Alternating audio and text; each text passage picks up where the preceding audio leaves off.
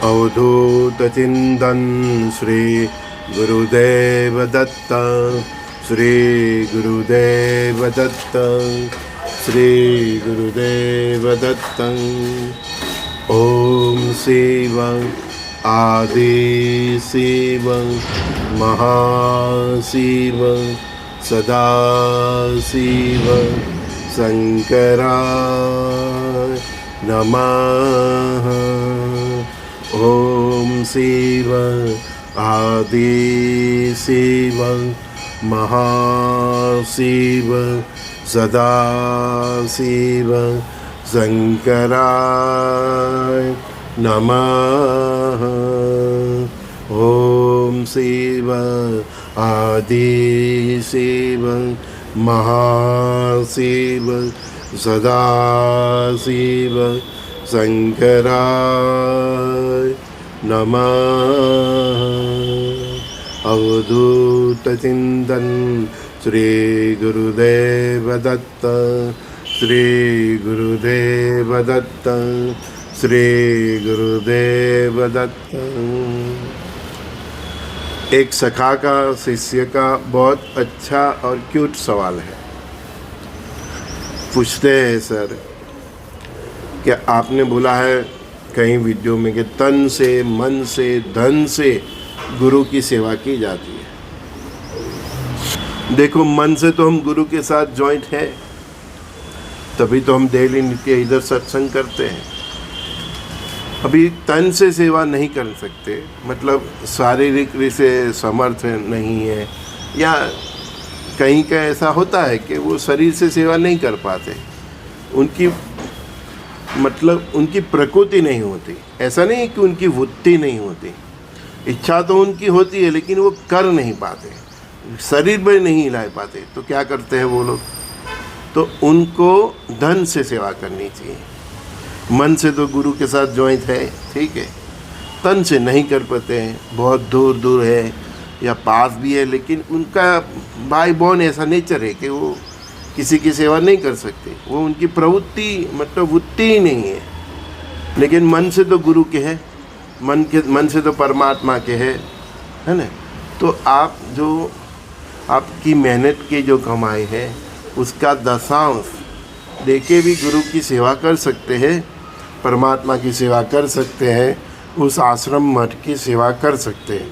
लेकिन जिसको आप दान करें, मतलब आप सेवा करें, दान तो नहीं बोले, गुरु की सेवा होती है, गुरु को दान नहीं होता। भगवान की भी हम सेवा ही करते हैं। कई लोग बोलते हैं ना मंदिर में जाके हम दान लिखाते, गलत है। अरे भाई, उसने ही दिया है तुझे, तू क्या दान करेगा है? हम दान नहीं कर रहे हैं, किसी को भी नहीं, गरीब को भी नहीं, छोटे को भी नहीं, किसी को नहीं। हम मानव मात्र की सेवा कर रहे हैं।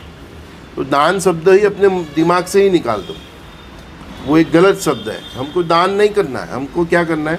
सेवा करना है। किसी को भी दो, गरीब को भी दो, पैसे दो, बुजुर्ग को भी दो, अनाथ आश्रम में दो, वृद्धाश्रम में दो। तो क्या भाव से दो? सेवा भाव से देना है, क्योंकि हम आत्मा है, और हम आत्मा है, हम दूसरी आत्मा, वो भी आत्मा ही है, परमात्मा। आत्मा राम परमात्मा राम है ना। आत्मा राम स्वात्मा राम, श्री राम जय राम जय जय राम।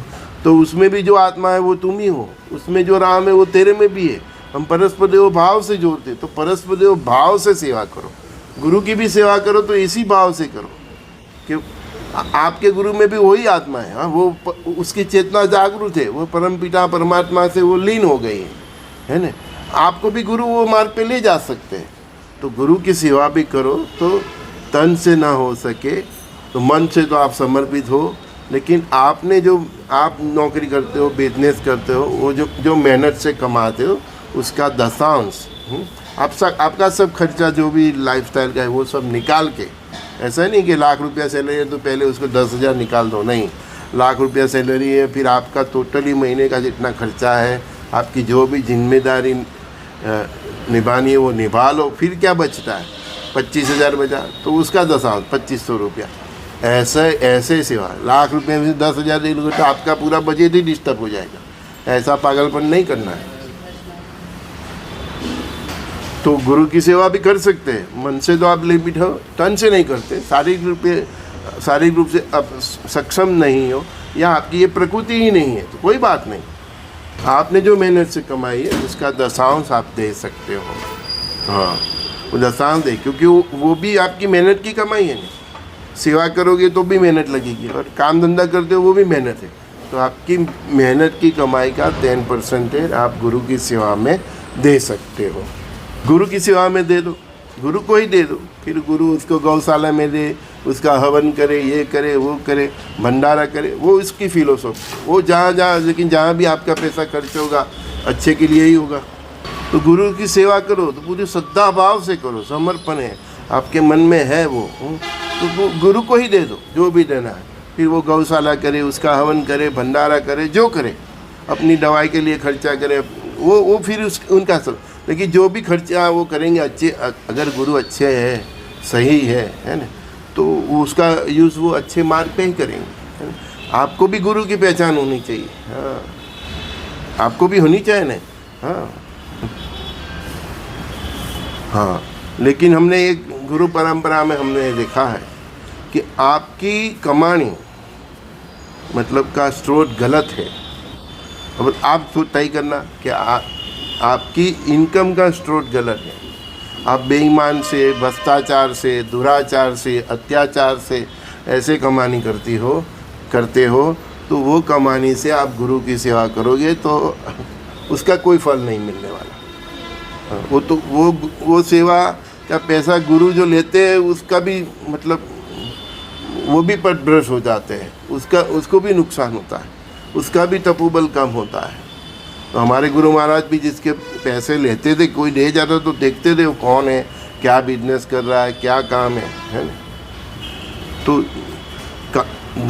जिस गुरु भी शिष्य से लेते तो वो देखते कि उसका बिजनेस क्या है, वो क्या कर्म करता है।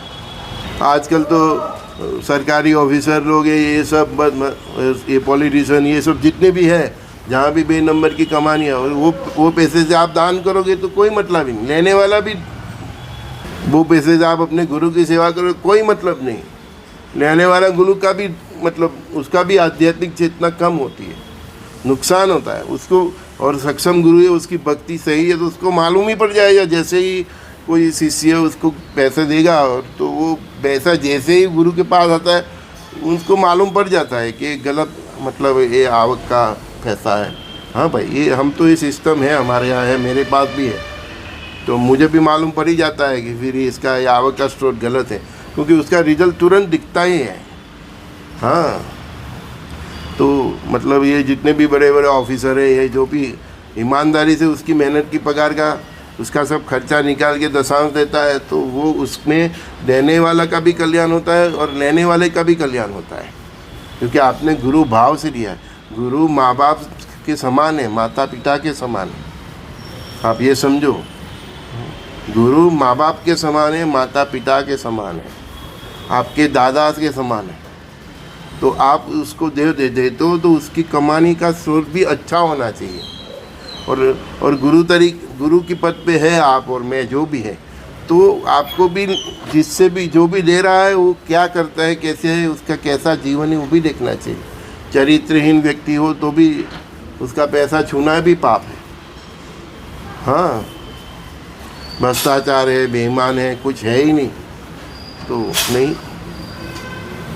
बड़े बड़े ये सब भंडारे करते हैं, वो कथा का वो करते हैं, भागवत का सप्ताह करते हैं, ये करते हैं, वो करते हैं, तो उसका भी कोई मतलब नहीं। अगर जो पैसे से वो सब करते हैं, वो कथाकार को भी जो पैसा मिलता है, कोई मतलब नहीं, कोई मतलब नहीं, कोई मतलब। बुद्धि भ्रष्ट हो जाती है और कथा करने के बाद भी लोगों को कोई बात नहीं, और भंडारा में खाने वाले को भी कुछ नहीं, बस पेट भरता है, कुछ नहीं, बस कुछ नहीं होता है। ऐसी बेईमान की कमानी से आप बड़े बड़े ये पंडाल भी करोगे, बड़े बड़े होते हैं ना भागवत सप्ताह, ये सप्ताह, वो सप्ताह, तो उसमें जो भी दान देते हैं उसकी आवक का स्रोत ही गलत है।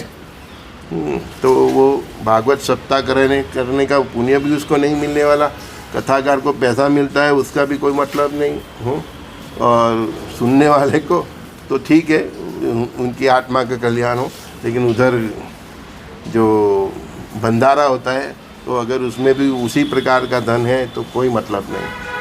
ठीक है ना, मैं तो बहुत स्ट्रेक हुए बाबत में।